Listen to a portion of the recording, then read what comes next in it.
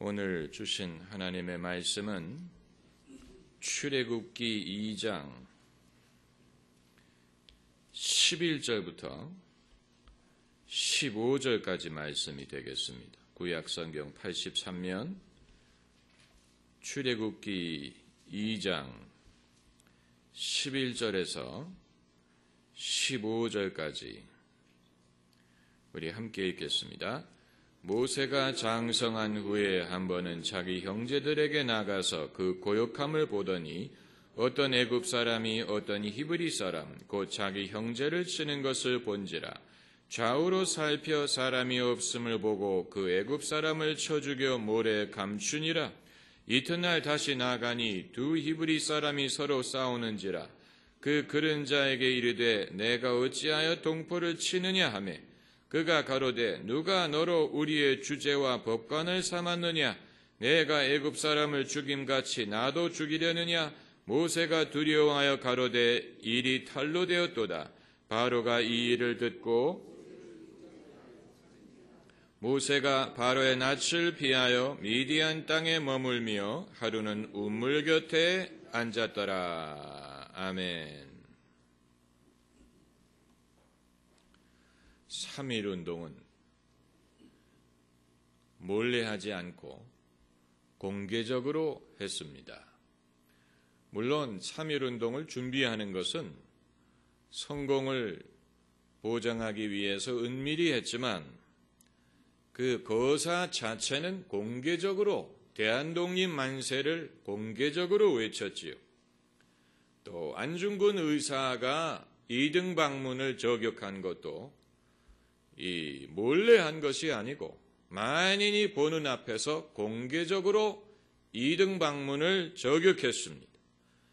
안중근 의사가 그 일로 체포되고 처형당했지만 그것을 그는 각오했고 자기가 죽을 것을 각오하고 대의를 위하여 자신의 생명을 바친 것입니다.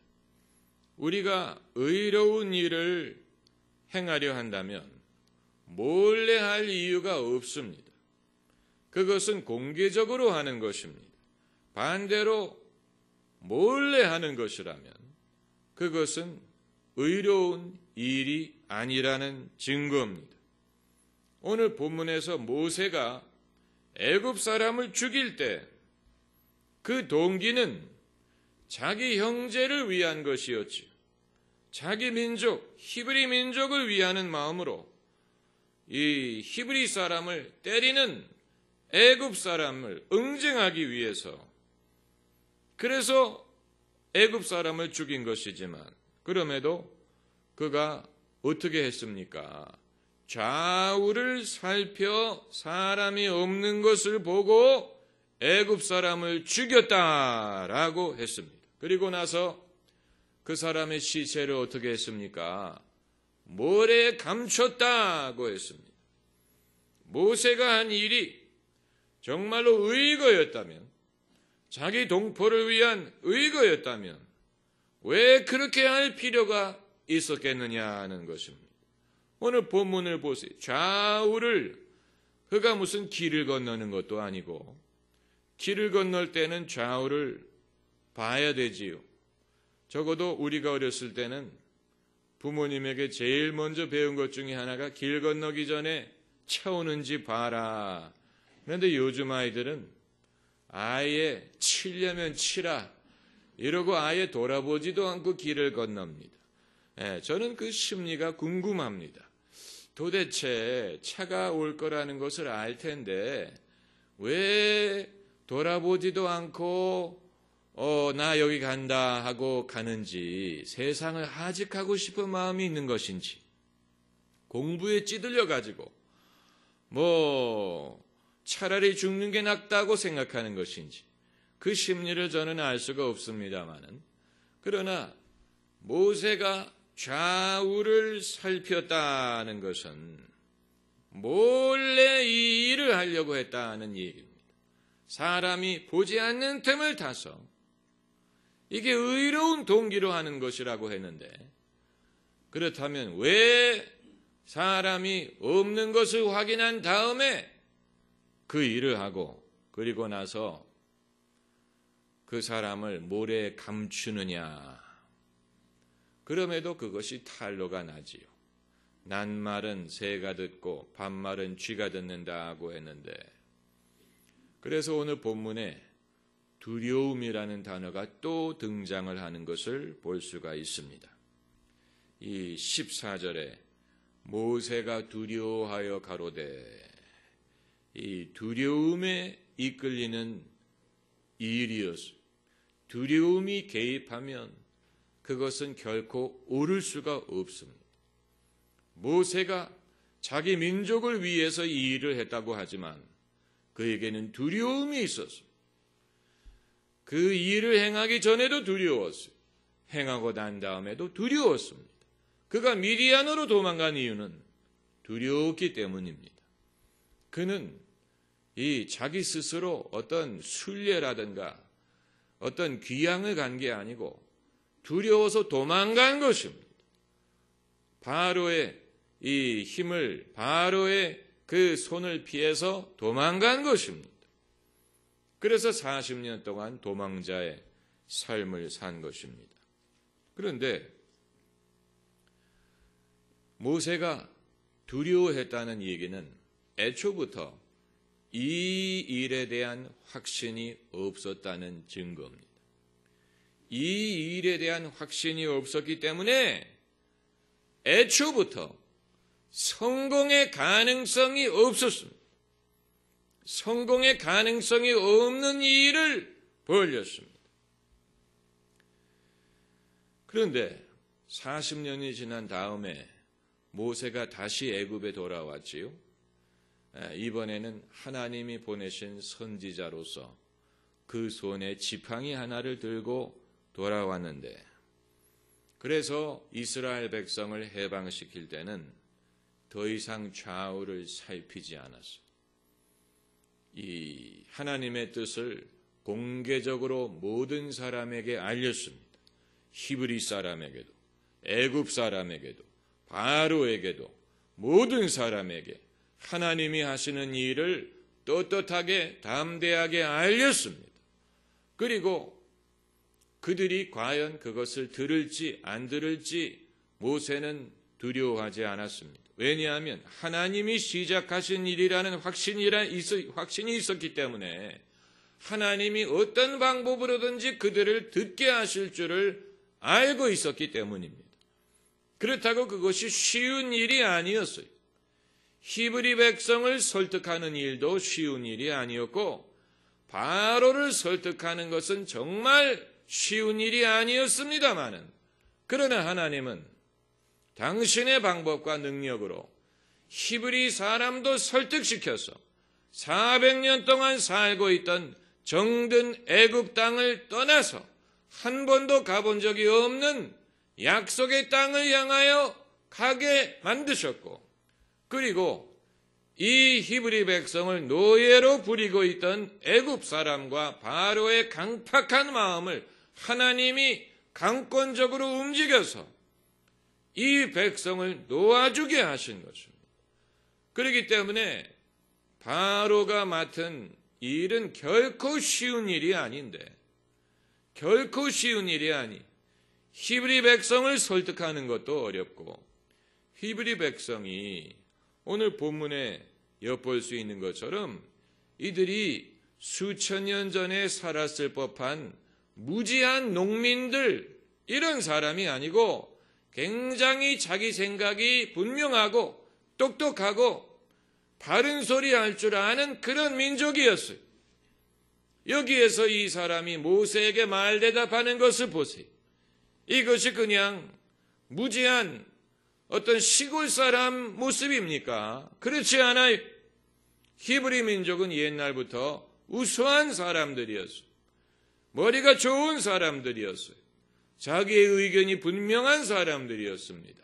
이런 사람들을 모세가 무슨 말을 하면 설득시킬 수가 있다는 얘기입니까?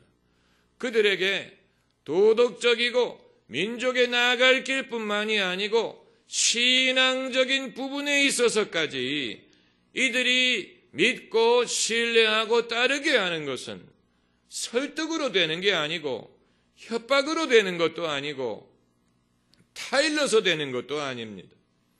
그렇지 않습니까? 이해관계가 있어서 거래를 한다. 그럴 때는 사람들이 이해관계가 있기 때문에 들을 수가 있지만, 그러나 이해관계를 넘어서 그들의 어떤 정신세계, 가치관, 도덕, 그들의 삶, 기득권을 포기하는 것, 이 부분에 이르면 굉장히 어려워지고, 그렇지 않습니까? 우리나라의 정치판을 보면 서울 사람인 우리의 입장에서는 왜 지역에 따라서 지지하는 정당과 후보가 다른지 이해하기가 어렵죠. 도대체 우리가 하나가 되자 뭉치면 살고 흩어지면 죽는다 이런 말을 수십 년 전부터 했지만, 그럼에도 불구하고 지역에 따라서 지지하는 정당, 지지하는 후보가 다르지 않습니까? 그러니까 사람은 자기의 기득권과 자기의 이익에 관한 부분에 있어서는 결코 생각을 바꾸지 않는다는 얘기예요. 그만큼 그게 어렵다는 얘기입니다. 그러니 400년 동안 애굽의 종으로 살던 이 백성, 똑똑한 사람들, 자기 의견이 분명한 사람들, 100이면 100, 다 자기 할 말이 있고 자기 생각이 있는 이 사람들을 어떻게 설득하면 이들이 애굽의 모든 정든 집을 버리고 그 모든 것을 뒤로 하고 한 번도 가본 적이 없는 가나안 땅을 향하여 이 모세라는 한 사람만을 믿고 따라갈 수 있다는 얘기입니까? 그건 굉장히 어려운 일이에요. 게다가 이것은 어떤 이 민족으로서의 나아갈 길과 비전을 제시한 것뿐만이 아니고 그들로 하여금 마음속까지 여호와 하나님을 믿도록 믿음을 심어주는 것은 더 어렵습니다. 더 어렵습니다. 사람들이 표면적으로 외적으로 따르게 할 수는 있더라도 그 마음까지 바꾸게 하는 것은 정말로 어렵습니다. 사람이 할 수 없이 교회에서 세례를 받게 할 수는 있더라도 그 사람이 거듭나게 하는 것은, 영적으로 거듭나게 하는 것은 그건 하나님만이 하실 수 있는 일이지, 그건 부모도 자식을 마음대로 거듭나게 만들 수 없고 또 아내도 남편을 마음대로 거듭나게 만들 수 없습니다. 이건 하나님만이 하실 수 있는 일인데 모세 선지자가 민족적인 차원에서 이것을 수행했어요. 그래서 10계명의 제1계명, 너희는 내 앞에 다른 신을 내게 두지 말지니라. 이제까지 이들이 믿고 있었던 수많은 잡신, 우상신, 거짓신을 다 버리고 여호와 하나님만을 섬기게 하는 것, 이건 역사적인 전례가 없는 일입니다. 역사적인 전례가 없는 일이. 어느 누가 역사적으로 어느 나라에 어느 시대에 이런 큰 일을 이룬 적이 있다는 얘기입니까? 어려운 일이죠. 영적인 부분까지 터치하는 것은 어려운 일입니다.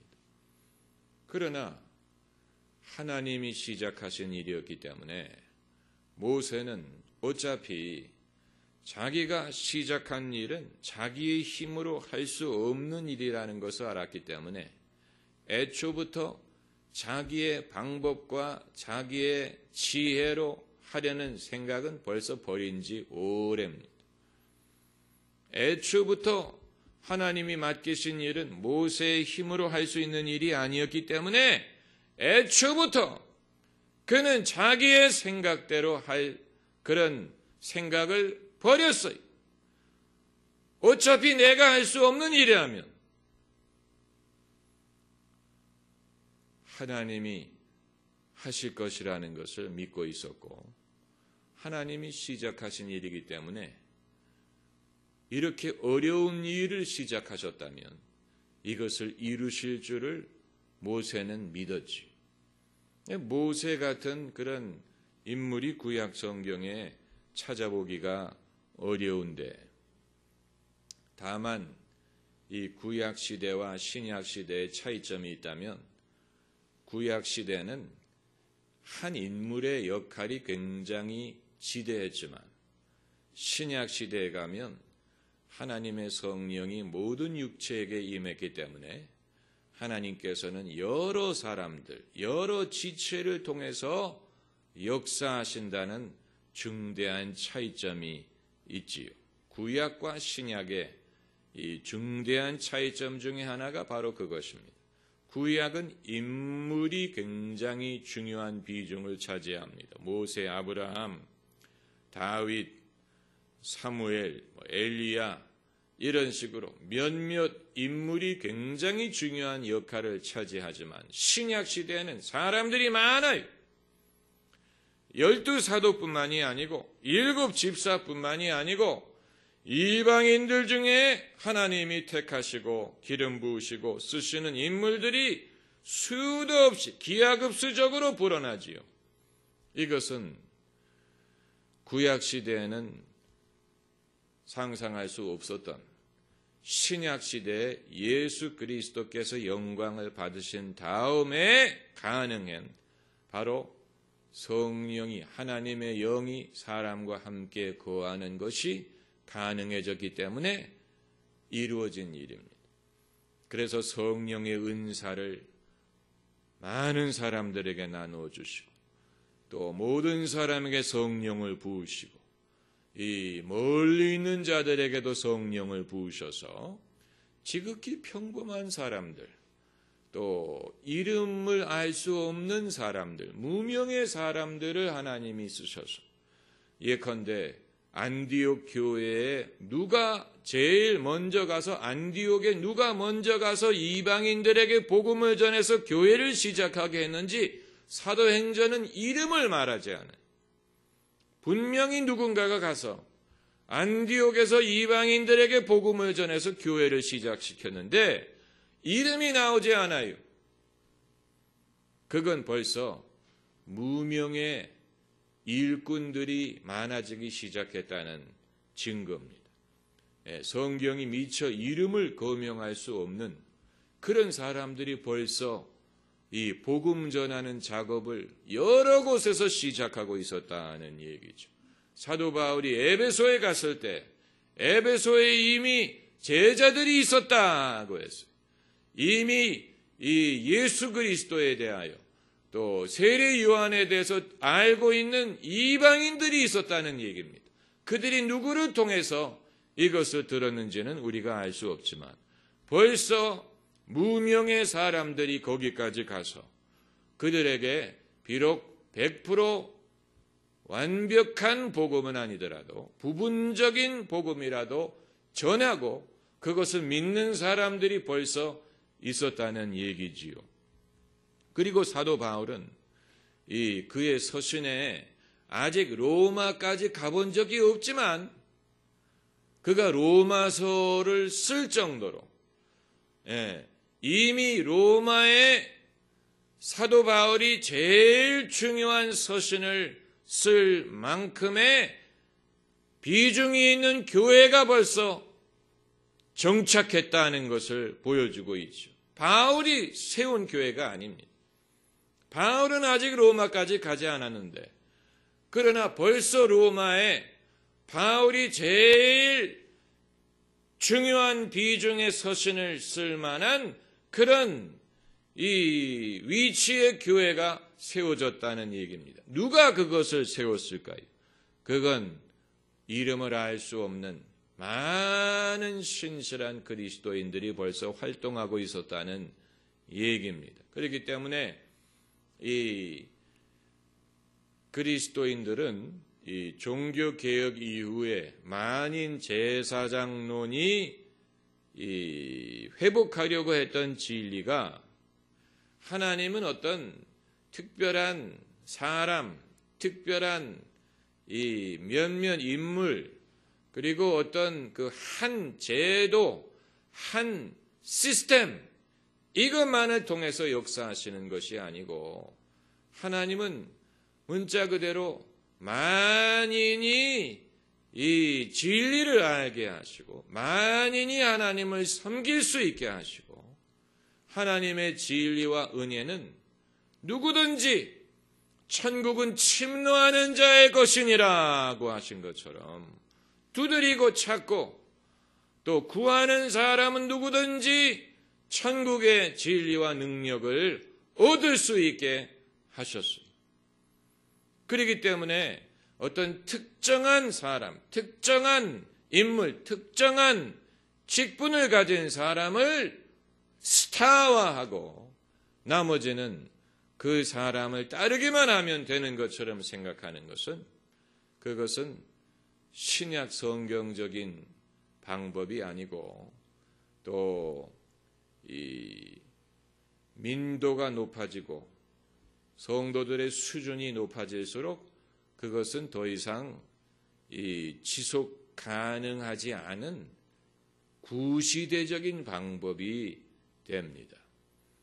이건 이제 여러분이 새겨서 들으셔야 되는 부분인데, 이 민도가 낮고 성도들의 이 수준이 낮고 성숙도가 낮고 또 그들의 어떤 문화적 인간적인 이 자신감의 수준이 낮을 때는 그게 통했을지 모르지만, 그러나 문화의 수준이 높아지고 또 성도들의 성숙도가 높아지고 또 그들이 이 성취의 경험이 많아질수록 이제는 성도들이 그냥 수동적으로 어떤 한 사람을 통해서 듣고 배우고 은혜를 받는 것만으로 만족할 수 없는 시대가 분명히 됩니다. 그 방향으로 우리는 나아가고 있습니다. 그 방향으로 나아가고 있습니다. 서구 시대는 이미 그런 상황을 맞았어요. 그렇기 때문에 서구 시대, 서구 사회는 아마도 이 소위 메가 처치, 대형 교회의 패러다임이 더 이상 어울리지 않는 그런 사회인지도 몰라요. 미국이라든가 한국, 또 라틴 아메리카에서는 통했던 이 대형 교회의 모델이 서구 사회는 더 이상 통하지 않아요. 유럽 사회에 과연 그것이 통할까? 그 방법이 먹힐까? 아니라고 봅니다. 왜냐하면 이미 그들은 수백 년 전에 그것을 다 경험을 했는데, 그것을 탈피하는 그런 시대가 되었죠. 그래서 과거에 지었던 큰 교회당들은 다 박물관이 되어버렸죠. 이 과거의 영광이라든가 영향력을 더 이상 행사한다고 볼 수가 없지요. 이미 그들은 영어로 말하면 I've been there, I've done it. 벌써 가봤고 벌써 해본 적이 있는 것이기 때문에, 그럼에도 그들이 그것을 버렸을 때는, 그렇다고 진리를 포기를 했다든가 하나님을 버렸다든가 예수 그리스도를 거부한 것이 아닐 때는 새로운 패러다임을 필요로 한다고 말할 수밖에 없는 것입니다. 새로운 패러다임. 옛날의 패러다임은 이미 겪었고 이미 수명이 다했는데, 새로운 패러다임이 과연 무엇일까? 그건 이 시대에 땅끝까지 복음을 전하고자 하는 사람들이 고민하고 찾아야 될 부분입니다. 이 시대에 땅끝까지 복음을 전하고자 하는 사람들이 고민하고 연구하고 발견해야 되는 부분이, 이미 과거의 기독교의 영화와 교회의 영화를 다 겪었음에도 불구하고 그것을 버린 문화권에 새삼스럽게 다시 새롭게 복음을 전하는 것은 옛날의 방식으로 돌아가는 것은 효과가 없을 수밖에 없지요. 그렇지 않습니까? 그렇기 때문에 여러분이 나는 이제 공부도 다 끝났고 학생 시절은 지나갔고 나는 이제 편하게 살면서 교회 다니면서 은혜나 받고 안락한 이 노후 생활을 누리겠다라고 생각하는 분들은 다시 공부를 해야 되는 그런 때를 맞아야 될지도 몰라요. 왜냐하면 이 시대에 예수 그리스도의 복음을 전하는 사명을 우리가 받았기 때문에 여러분 중에는 아마 다시 학교로 돌아가서 옛날에 공부했던 독일어든지 영어든 프랑스어든 이탈리아어든 러시아어든 아랍어든 중국어든 일본어든 그걸 공부해서 다시 내가 복음을 타 민족, 타 문화권에 전하해서 적어도 1대1로 만났을 때 뭔가 성경 말씀이라도 전할 수 있어야 되지 않습니까? 안 그렇습니까? 적어도 같이 기도라도 해줘야 될 수 있어야 되지 않습니까? 일본어든지 중국어든지 무슨 아랍어든지 외국 영어로도 적어도 같이 예수님을 영접하는 기도라도 해줄 수 있는 그런 실력이 얼마든지 있지요. 다만 그런 훈련을 받아보지 못했던 것뿐이죠. 그런 필요가 있을 것이라고 생각을 안 하셨던 것뿐이지, 필요하다면 여러분은 충분히 그럴 수 있어요. 다 그렇게 할 수 있는데 그런 기회가 올 것이라고 생각하지 않는 것이 문제입니다. 그렇지 않습니까? 우리가 이제 이 외국 관광객들이 한국에 와서 사실 한국에 와서 구경을 해봤자 불국사 또 제주도 남대문 한라산 그 이외에는 구경할 게 뭐가 있습니까?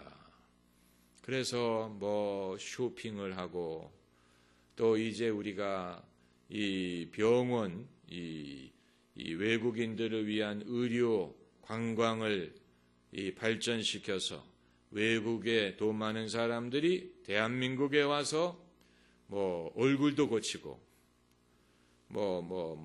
병도 치료하고 그리고 쇼핑도 하고 돈을 엄청나게 쓰고 돌아가기를 바라고 있지 않습니까? 그런 쪽으로 우리가 나가고 있지 않습니까?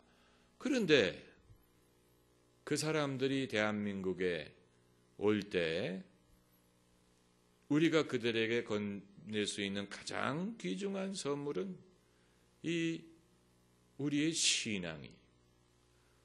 신앙을 그들에게 안겨줄 수 있다면 내가 외국에 가지 않아도 그들이 우리에게 오는데, 그러나 거기에 대한 아무런 생각이 없고 개념이 없고 설마 이렇게 생각을 하는 한 우리의 이 시간, 우리가 보내는 이 많은 시간이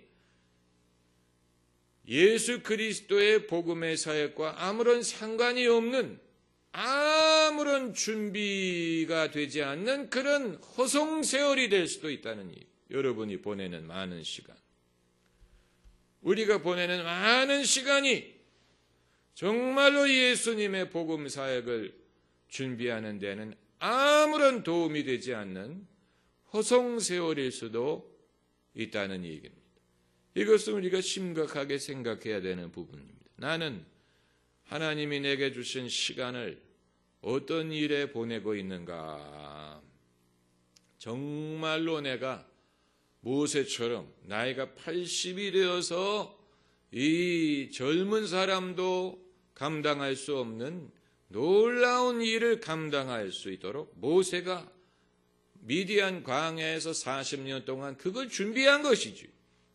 준비되었기 때문에 하나님이 쓰신 것인데 과연 나는 하나님이 나를 쓰시리라는 믿음이 있느냐? 그건 여러분 개인이 대답하셔야 될 부분입니다.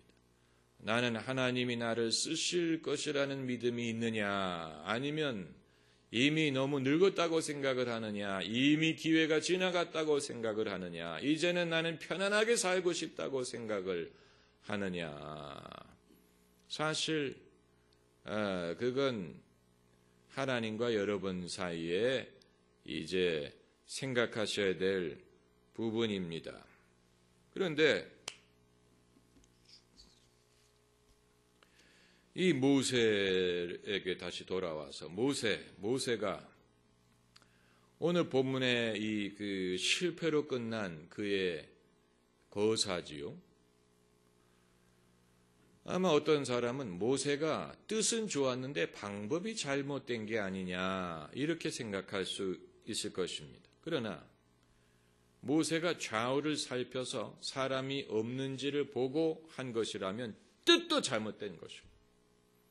방법만 잘못된 게 아니고 뜻도 잘못된 것입니다. 이스라엘 백성은 이런 방법으로 해방될 수 있는 것이 아닙니다. 이스라엘 백성이 지금 필요로 하는 것은 어떤 사람이 나와서 그들의 복수를 해주는 게 아니에요. 무슨 민족적인 결속을 다지는 것도 아니고 폭력으로 저항하는 것도 아니고 무슨 데모를 하는 것도 아니고 항의를 하는 게 아니에요. 이스라엘 민족이 이런 방식으로 해방을 얻을 수 있는 게 아니고 이스라엘 민족이 필요로 하는 것은 이런 것을 해줄 수 있는 사람이 아니에요. 모세는 방법만 잘못된 게 아니고 뜻도 잘못됐어요. 이걸 우리가 알아야 됩니다. 20세기에 미국의 흑인 사회의 대표적인 지도자가 두 명이 있었는데 한 사람은 우리가 잘 아는 마틴 루터 킹이고 또 한 사람은 말콤 X입니다. 말콤 X는 흑인 이슬람입니다. 그는 이슬람이. 그런데 말콤 X는 무엇을 추구했느냐? 그는 백인들의 그 불의함, 백인들의 차별, 여기에 대해서 저항한 것까지는 좋았는데 흑인 이슬람은 백인이 마귀라고 정의하고 백인이 악하다. 여기까지는 사람들의 마음을 시원하게 해줄 수 있었을지 모르지만 대안이 없었어요. 그래서 어떻게 하겠다는 것이냐에 대한 대안이 없었어요. 말콤 X는 처음에는 이 흑인들을 규합시키고 흑인들에게 어떤 저항의식을 갖게 만들고 또 흑인의 자존심을 회복하게 만들고 이런 건 할 수 있었지만 그러나 그들이 어떤 식으로 사회를 바꾸고 흑인들의 미래를 낫게 할 수 있는지에 대한 대안을 제시하지 못했어요. 말콤 X는 그 사실을 깨달았어요. 그러나 때는 이미 늦었어요. 그래서 말콤 X는 실패로 돌아갔습니다. 반대로 마틴 루터 킹은 그도 흑인에 대한 불의함, 차별, 여기에 저항을 하는 그런 정신으로 했지만 마틴 루터 킹 목사는 누구를 탓하는 데에 주력하지 않았어요. 그는 미래지향적이었어요. 그래서 흑인들뿐만이 아니고 미국 사회 전체가 앞으로 나아갈 길을 제시했습니다. 그것을 꿈이라고 불렀어요. 그래서 마틴 루터 킹은 죽었지만 미국 사회뿐만이 아니고 모든 인류가 그 꿈에 감동을 받고 이것은 흑인뿐만이 아니고 미국 사회뿐만이 아니고 인류가 나아갈 길을 제시한 것으로 보고 있는 것이죠. 본인은 죽었지만 그 꿈은 이루어지고 있다는 것입니다.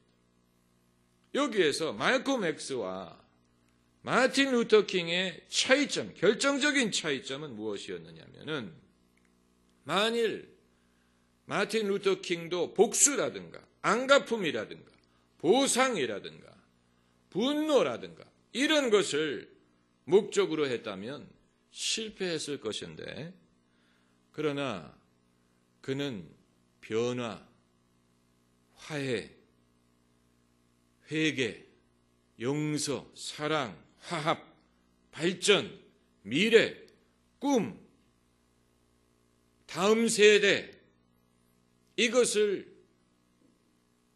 이 비전으로 내걸었어요. 이건 놀라운 차이가 있는 것입니다. 마찬가지로 모세가 오늘 본문에서 애굽 사람을 죽인 것은 무언가를 느꼈기 때문입니다. 무언가를 느꼈기 때문에 이 일을 한 것입니다. 그가 느낀 것은 불의 앞에서 분노, 원통함을 느낀 거예요. 그걸 우리가 탓할 수는 없습니다. 우리가 그의 입장에 있었다면 다 똑같은 것을 느꼈을 것입니다. 그러나 의로운 역사는 그것만으로 이룰 수 있는 것이 아니에요. 분노만을 가지고 의거를 이룰 수 없습니다.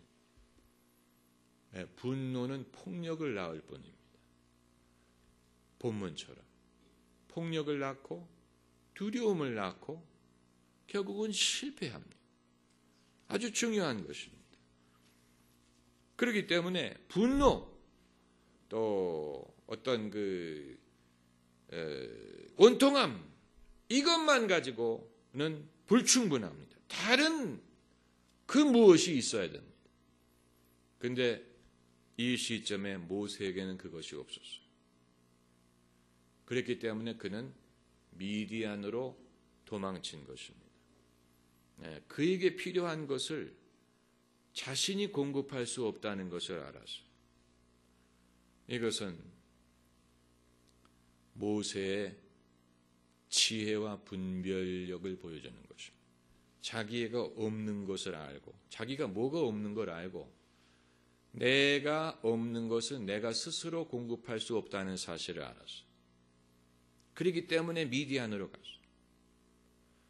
거기에서 그가 필요로 하는 것을 얻을 것이라는 것을 그가 알았는지는 알 수 없지만, 미디안에 가서 그가 기다리는 동안에 하나님이 그것을 공급하셨습니다. 할렐루야. 그게 이제 중요한 것입니다. 자기 스스로가 공급할 수 없는 것이 자기에게 있다는 걸 알았어요. 자기 스스로 공급할 수 없는 그 무엇이 있다는 걸 알았어요. 그래서 그는 떠나갔어요. 그리고 미디안에 있는 동안에 하나님이 그것을 공급하셨습니다. 그것이 이스라엘을 건질 수 있는 것이었어요. 하나님이 그것을 주신 것이죠. 그렇기 때문에 우리도 큰 뜻을 품으려고 해도 내게 부족한 것이 있다는 것을 알면 물러날 줄 알아야 됩니다. 뜻이 있는 곳에 길이 있다고 했지만 아직은 뜻도 없고 길도 없어요. 모세가 이후에 성공할 수 있었던 비결은 이 사실을 깨닫고 기다릴 수 있었기 때문입니다. 그래서 사람에 의한 의거가 아니고 하나님에 의한 거룩한 역사를 이룰 수 있었던 것입니다. 아멘. 기도하십시다. 할렐루야.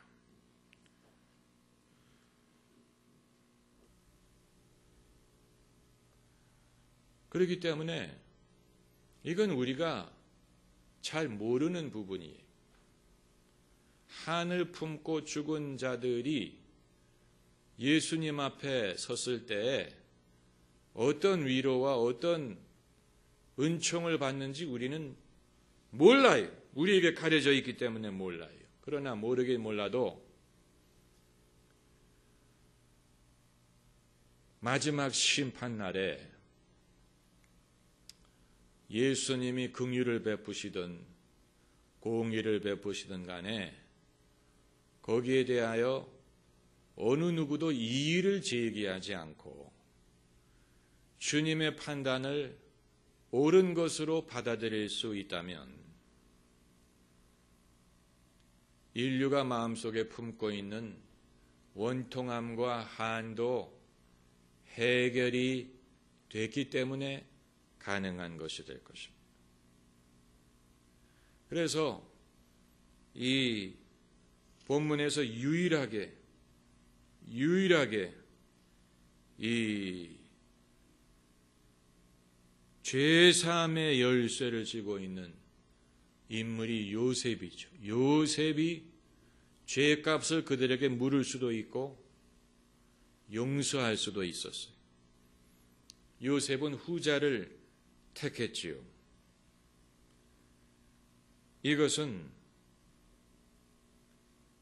예수 그리스도의 모형이고, 그래서 이 사건을 통해서 우리는 권선징악의 메시지를 얻는 게 아니고 정의 실현의 메시지를 얻는 것도 아니고, 사람이 자기가 지은 죄로 인해서 죄값을 치를 수밖에 없는데 그럼에도 불구하고 용서를 베푸시는 하나님의 은혜를 발견하는 것입니다. 할렐루야. 기도하십시다.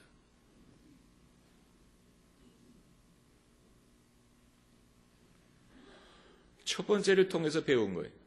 첫 번째 결혼해서 실패하고 이래서는 안 되겠구나. 그래가지고 두 번째를 이룰 수가 없기 때문에 이제 그러니까 여러분 겉에 보이는 것만 가지고 판단하면 안 됩니다. 그 분들이 처음부터 그랬던 게 아니에요. 그러나 사람들은 그걸 모르고 저거 보라고, 여보 저거 보라고.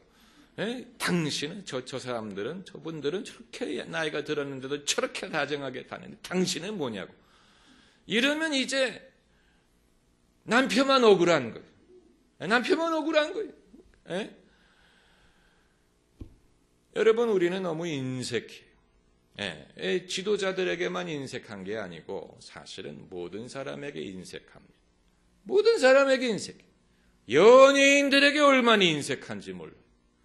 연예인들은 어디까지나 연예인, 가수든 연기자든 그 연예인의 기능은 그 일을 잘하면 그것으로 족한데, 그런데 사람들은 연예인의 스캔들 얘기를 하면서 아무개는 어땠고 아니 지금 담임 목사 청빙할 일이 있습니까? 왜 연예인이 연예인으로서도 훌륭하고 도덕적으로도 모범이 되고 투자도 잘하고 말 실수도 없고 너무 많은 걸 기대하는 거, 너무 많은 걸 요구하니까 연예인들이 막 개인의 삶 노출하는 거를 극히꺼리고 말이죠. 여러분, 우리가 너무 많은 것을 요구하는 거예요. 너무 인색한 거예요. 사람에 대해서 그 사람을 나와 같은 사람이라고 생각하지 않고 이 사람들 앞에 드러나기 때문에 뭔가 다를 줄로 기대하고 더 훌륭할 것을 요구하고, 그건 여러분 그렇게 해줄 수 있는 사람은 이 세상에 별로 없습니다. 별로 없어요. 그러므로 바로가 요셉을 기용해서 요셉의 한 말을 듣고 하나님이 요셉을 통하여 보여주신 것을 받아들였다는 그 사실 자체만으로 바로는 위대한 인물. 바로가 자기 스스로 예언을 한 게 아니에요. 자기 스스로 앞날을 알 수 있었던 게 아닙니다. 요셉을 통해서 한 것입니다. 요셉의 한 말을 받아들였어요. 이게 하나님이 우리에게 주신 말씀이라고 받아들였어요. 그것만으로도 야곱은 위대한 사람. 위대한 사람. 그리고 요셉은 자기가 임금인 게 아니고 바로가 임금인데 바로가 성공적인 바로가 될 수 있도록 도와줄 수 있었던 인물.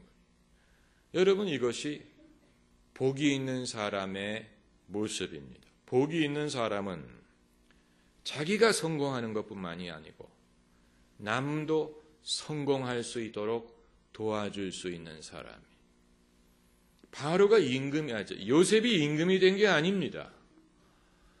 요셉은 바로가 훌륭한 임금이 될 수 있도록 도와주었어요. 요셉이 이 모든 일을 한 게 아닙니다. 바로가 허락했기 때문에 할 수 있었던 것입니다. 그러니까 요셉의 고난이라든가 그의 이런 지위에는 한계가 있었어요. 한계가 있었어요. 그러나 요셉은 그것을 잘 알고 바로를 도와서 바로가 성공하는 것이 요셉이 성공하는 것이 되는 거예요. 여러분, 우리는 내가 성공해야 된다, 내가라고만 생각하면 이 세상이 너무 좁아 보이지만 남이 성공하도록 돕는 것을 통해서 나도 성공하는 것이다 라고 생각을 하게 되면 우리의 인생 기회와 더 많은 가능성, 더 폭넓고 더 복된 삶을 있게 될 것입니다. 기도하십시다.